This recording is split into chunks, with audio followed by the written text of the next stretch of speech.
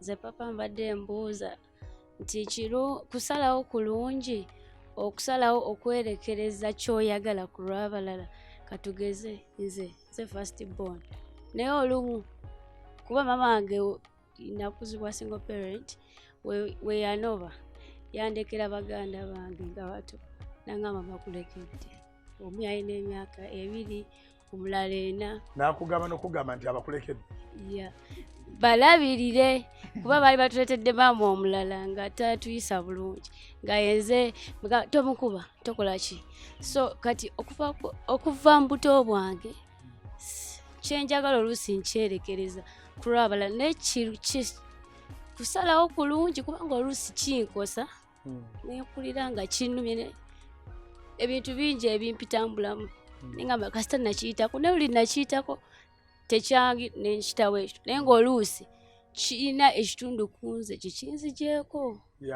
kusalawo kulungi okwo ngenda kukwanukula ng'omwoyo mutukuvu bw'aluŋŋamya.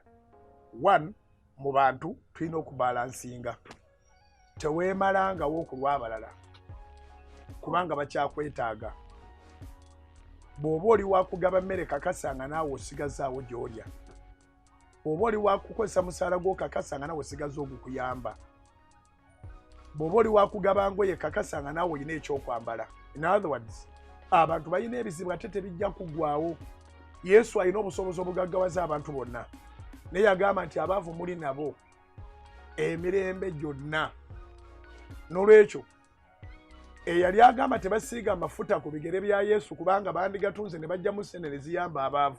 Yesu yamwanukula nti oba olumu ate nange amafuta ngeetaaga ku bigere kubanga abaavu tebagenda kuggwayo because of my sacrifice.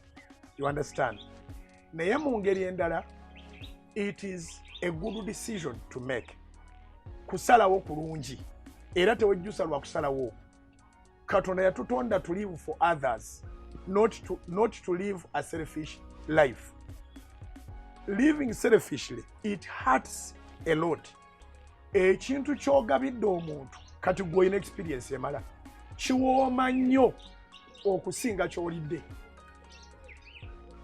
Osobola tugambe ekyokulabirako wano nga tuli wano ne bakuleetera enkoko ne chips na biki n'obirya bino endya y'ekibuga n'obirya ne biggwaawo ne tuddamu ne tufaanana nga bikuweddeko.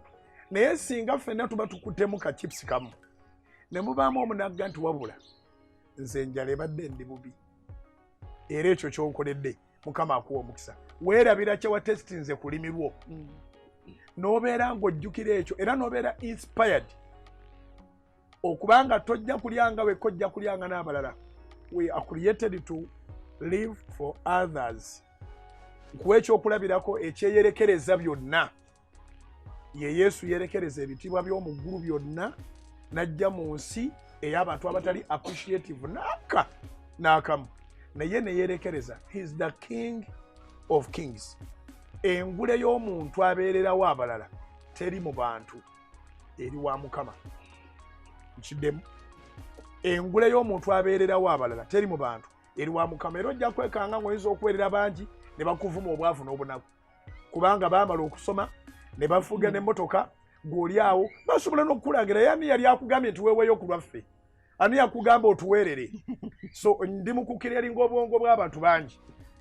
Oli bw'akusasulanga obubi era nga bwe nagambye oli abadde agamba nti ab'ekika tebayambye nga tebagagga, bwe bakuyamba ye surprise, bwe batakuyamba ye nnomo. Naawe gweweewereddeyo gwewerekerereza ku lulwe bw'akomyangawo ky'otasuubira ky'otayagala tolumanga mutima ekyo ky'osuubira okuddiza. Naye ate Mukama yajja kuwa ekisinga. Naye kubanga we have a future to live also, always make sure that when you are helping, assisting, sacrificing, you don't forget yourself. Ewaffe Masaka bagamba nti omugabi teyeeseera, bwe yeeseera aba wa ntondo. Kati entondo ze zijjirawa kati nze mulabye ndidde n'ennyama mwena mbadde ebife bisatu nze nendi ekifi kimu atondo wadde songa waakiri naye yandibadde yeebalirira. So mu ngeri eyo ekikuleetera okuba nga ohaatinga weerekereza oluusi n'oyita wooteeka okukoma. Bayina kushayalinga so si kumalawo. era kyonna kye bali kusasulamu bwe bali kubeerera abalungi ogulumizanga Mukama, bwe bali kubeerera abazibu ennyo era abakakali ennyo tewejjusanga, ne bw'oliba toli nange w'oli tewejjusanga, weebazanga Mukama. Nga bakukoze bubi weebaze Mukama, nga bakukoze bulungi weebaze Mukama, kubanga mu bwakabaka bwa Katonda olina engule. Era omuntu alinga ggwe asanyukenga nnyo nti maama asobola okulaba nti yalemereddwa naye ggwe olina obusobozi. They saw ability in your life before you even knew who you are. Ofamesaka bagamba nti akali bakendo okalabira ku mukonda. So you are a strong woman than your mother